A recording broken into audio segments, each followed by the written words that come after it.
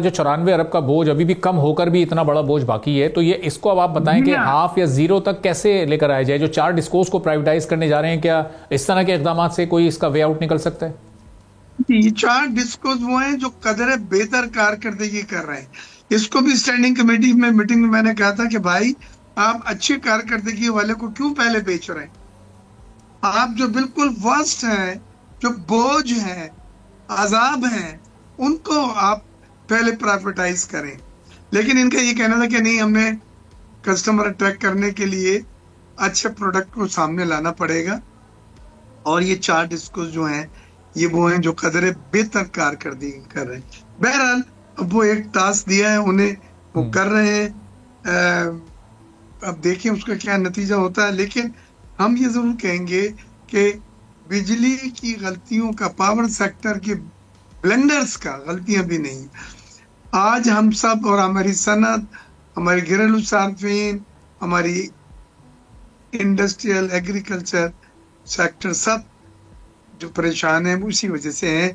आपने गलत मंसूबाबंदी की, आपने इजाफी पावर जमा कर ली, फिर 8000 मेगावाट इजाफी बिजली पैदा हुई है, 2000 मेगावाट ट्रांसमिट नहीं कर पा रहे क्योंकि ट्रांसमिशन एंड डिस्ट्रीब्यूशन सिस्टम नहीं है आगे।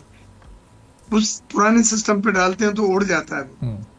तो आपने उसके साथ जो बिजली जनरेशन थी उसके साथ ट्रांसमिशन एंड डिस्ट्रीब्यूशन के सिस्टम की ऑगमेंटेशन नहीं की, और ऑगमेंटेशन ना होने की वजह से ये 10,000 मेगावाट बिजली गोद में आपके पड़ी हुई है, और जिसको आप 8 सेंट, 10 सेंट, 9 सेंट्स में देने को भी तैयार है। क्रिप्टो माइनिंग के लिए आपने ऑफर करा है, हालांकि क्रिप्टो माइनिंग का भी पता ही नहीं है कि हमारे मुल्क में वो अलाउ होता है कि नहीं। अब मेरे साहब, ये जो एक ओवरहॉलिंग करनी है या ये अपग्रेडेशन करनी है कि उस 10,000 मेगावाट बिजली को भी काबिल इस्तेमाल बनाया जा सके, तो उसके लिए भी कोई ह्यूज इन्वेस्टमेंट दरकार होगी, कोई फॉरेन इन्वेस्टमेंट का इंतजार करना होगा, या जो हमारे लोकल इन्वेस्टर हैं ये इन्हीं में से कहीं कोई हल तलाश कर सकेंगे?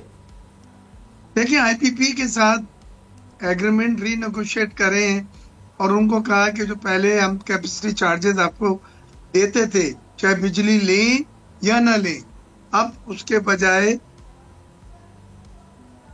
टेक टू पे, कि जितना हम लेंगे जितना हम देंगे आपको।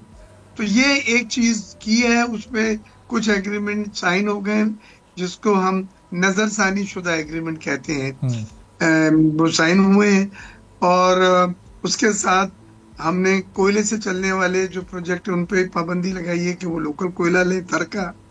उसके बाद कुछ प्रोजेक्ट बंद करें जो पुराने ऑब्सोलीट थे, जो 20-30% कैपेसिटी पे चल रहे थे और कंजम्पशन फ्यूल की बहुत ज्यादा थी।